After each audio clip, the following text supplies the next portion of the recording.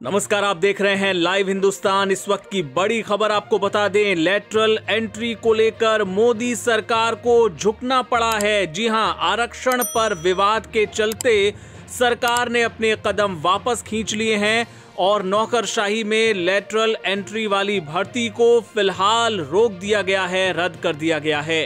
UPSC ने 45 पदों के लिए ये विज्ञापन निकाला था, लेकिन अब लेटरल एंट्री को रद्द करने के लिए यूपीएससी को चिट्ठी लिखी गई है। डीओपीटी मंत्री जितेंद्र सिंह ने यूपीएससी चेयरमैन को यह चिट्ठी लिखी है और इसमें पीएम मोदी के निर्देश का हवाला देते हुए इस भर्ती पर रोक लगाने की बात कही गई है।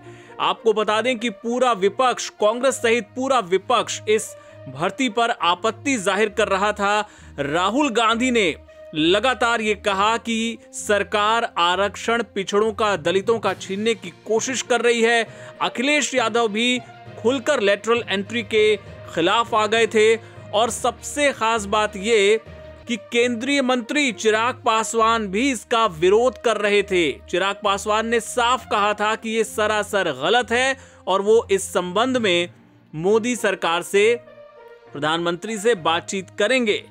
और जब एनडीए के अंदर से ही विरोध के स्वर फूटने लगे, जेडीयू भी इसके खिलाफ हो गई, तो मोदी सरकार को पहले विपक्ष और फिर अपनों के विरोध के बाद झुकना पड़ा है।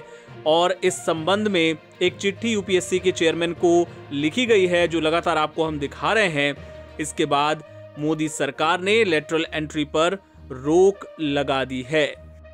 आपको बता दें कि इस पत्र में जितेंद्र सिंह ने लिखा है कि पीएम मोदी का यह दृढ़ निश्चय है कि संविधान में दिए गए समानता के अधिकार के तहत ही लेटरल एंट्री वाली भर्ती भी होनी चाहिए। खासतौर पर देश में आरक्षण से कोई छेड़छाड़ नहीं होनी चाहिए। उन्होंने कहा कि पीएम मोदी का मानना है कि सार्वजनिक नौकरियों में सामाजिक न्याय के प्रति सरकार प्रतिबद्ध होनी चाहिए। तो ये तमाम बातें इस पत्र में लिखी गई हैं। साथ ही यूपीए सरकार का जिक्र भी किया गया है कि लेटरल एंट्री का जो पूरा कॉन्सेप्ट है वो 2005 में यूपीए सरकार में ही आया था। इस बात का जिक्र भी इस चिट्ठी में किया गया है। लेकिन कुल मिलाकर मोदी सरकार को आखिरकार कदम पीछे खींचने पड़े हैं और अब इस मुद्दे पर विपक्ष की क्या प्रतिक्रिया आती है, ये देखना बहुत ही दिलचस्प रहेगा। आप देखते रहिए लाइव हिंदुस्तान।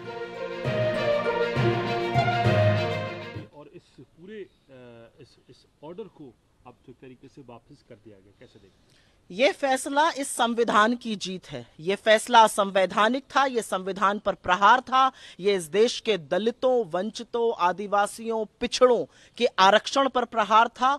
सरकार को बैकफुट पर जाकर अपना फैसला बदलना पड़ रहा है। लैटरल एंट्री मतलब सीधी भर्ती पर रोक लग रही है और इसका पूरा श्रेय मैं देना चाहूंगी अपने नेता राहुल गांधी को, कांग्रेस अध्यक्ष खड़गे जी को, समूचे विपक्ष को, जिन्होंने पुरजोर तरीके से इस असंवैधानिक फैसले का, आरक्षण विरोधी फैसले का विरोध किया। और मोदी जी इसमें बिल्कुल भी क्रेडिट लेने की कोशिश ना करें, क्योंकि लोगों के खिलाफ, दलितों, आदिवासियों, पिछड़ों के खिलाफ यह साजिश आपकी नाक के नीचे रची गई थी। तो इसमें बिल्कुल क्रेडिट ना लीजिए। आपके घटक दल आपसे नाराज थे।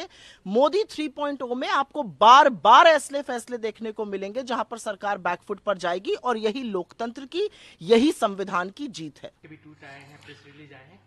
देखिए, सबसे पहले जो है इशू को हम लोगों ने उठाया है और जानकारी हम लोगों ने दिया। ये लेटरल एंट्री के बहाने ये लोग आरक्षण को समाप्त करना चाहते हैं और संविधान के खिलाफ ये लोग काम कर रहे हैं। हम लोग शुरू दिन से ही बोलते रहे हैं कि भाई ये लोग आरक्षण विरोधी हैं, SC ST विरोधी लोग हैं और ये लोग किसी भी कीमत पे नहीं चाहते हैं कि SC ST समाज जो है सचिवालय में बैठे। ये लोग चाहते हैं कि शौचालय में बैठे भाजपा के लोग, नरेंद्र मोदी जी, इनकी सरकार, नीतीश कुमार जी हो, चिराग पासवान हो, जीतन राम मांझी हो, ये लोग सब लोग जो है टुकुर टुकुर देख रहे हैं। इनकी सरकार जो है इस तरह का काम किया जा रहा है। आपका सिविल सर्विसेज है, आयोग बना हुआ है, उसके जरिए यूपीएससी है, सब चीज है, IAS IPS की बहाली का प्रक्रिया है, उसके थ्रू होता है, परीक्षा होती है, उसमें आरक्षण के प्रावधान दिए गए हैं और ये लोग लेटरल के बहाने जो है आरक्षण को ही खत्म कर देना चाहते हैं। बताइए, बिना किसी परीक्षा के, बिना किसी आरक्षण के IAS और IPS भर्ती हो जाएंगे? यानी ये पूरा जो है संघ के लोगों को जो है भरने का प्रयास किया जा रहा है। एक इसका हम लोग पूरा कड़ा विरोध करते हैं। और दुख की बात है कि ये देखिए, एक बार ही नहीं, सिर्फ लेटरल एंट्री की बात ही नहीं, सिर्फ IAS IPS की नहीं, ये एग्रीकल्चर कृषि विभाग ने जो है ये चिट्ठी निकाली है, और इस चिट्ठी में साफ तौर पे देखिए वैकेंसी नोटिफिकेशन, यानी एकल पत्र के बहाने जो है इन लोगों ने जो है आरक्षण खत्म करने का प्रयास किया है। इस पर साफ तौर पे लिखा है, all the vacancies are unreserved, reservation orders are not applicable.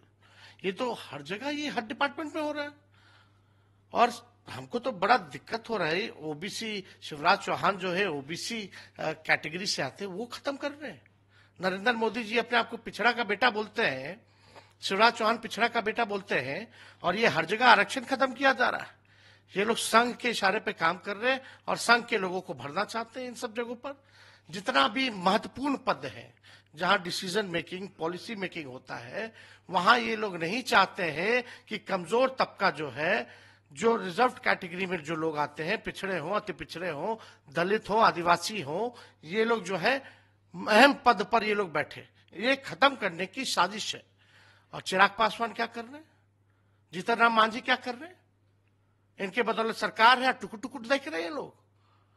इन लोगों को तो त्याग दे देना चाहिए, इस्तीफा दे देना चाहिए। और मांझी जी क्रीमी लेयर के सपोर्ट करते हैं, क्या बात है। तो आप अपने बेटे को अपने क्यों बैठे? अब बाई इलेक्शन होगा तो फिर उनका परिवार का लोग को लड़ाएंगे चुनाव, आप क्यों नहीं त्याग कर रहे हैं? ये दोहरी नीति नहीं चलने